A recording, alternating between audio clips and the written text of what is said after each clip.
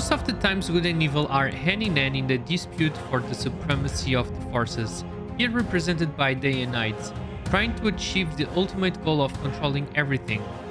Hunt the Night follows a path of despair in an atmosphere surrounded by pixels in a top-down action adventure with a steep learning curve.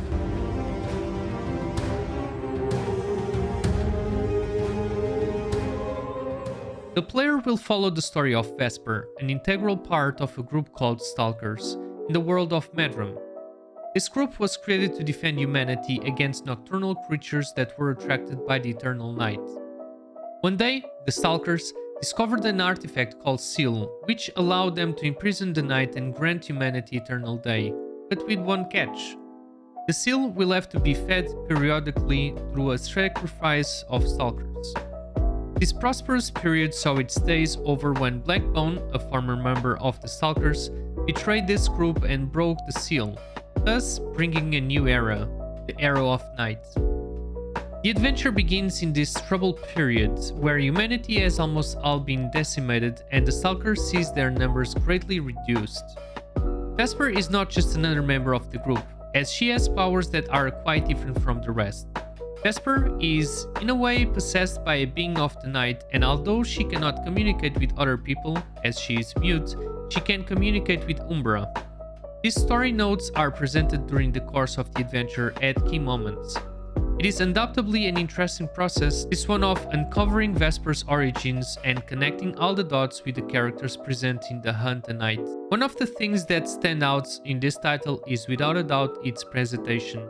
The whole environment is full of delicious pixel art notes, which even leaves a taste of Bloodborne, ranging from decimated forest areas, icy areas full of contrast with trees with orange leaves, to a giant cathedral haunted by beings of the night.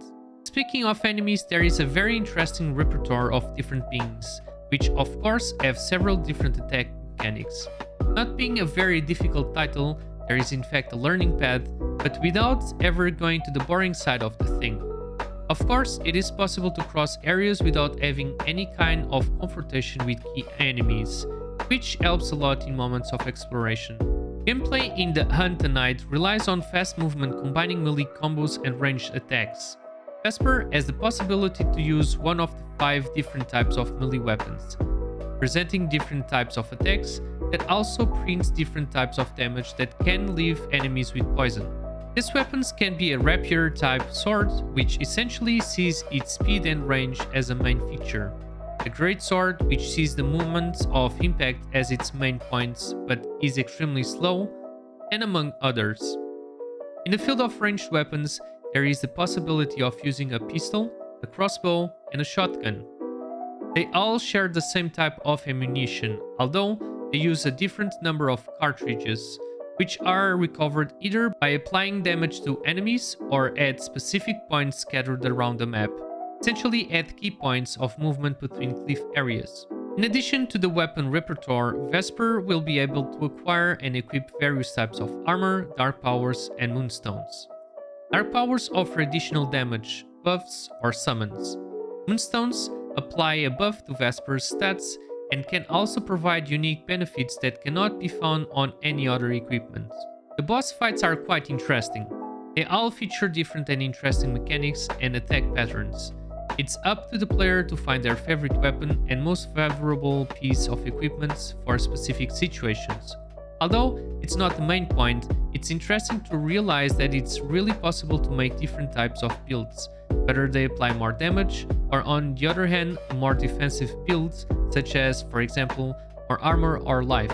I would say that this is a linear title. However, with the non-implementation of a map or small indications about where the player will have to move next, other than when talking to the character who presents them with their new task, there is a possibility of encountering a barrier to progress.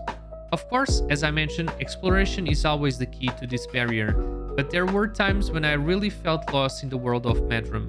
It's also very important to memorize the places where you passed before, as it's quite likely to pass by the same place several times. Hunt the Night is an experience marked by visually stunning areas that make its entire world vibrant. Despite somewhat frustrating moments in terms of exploration and combat, Medhram's mysteries are quite interesting and serve as a fuse to keep the player interested until the end.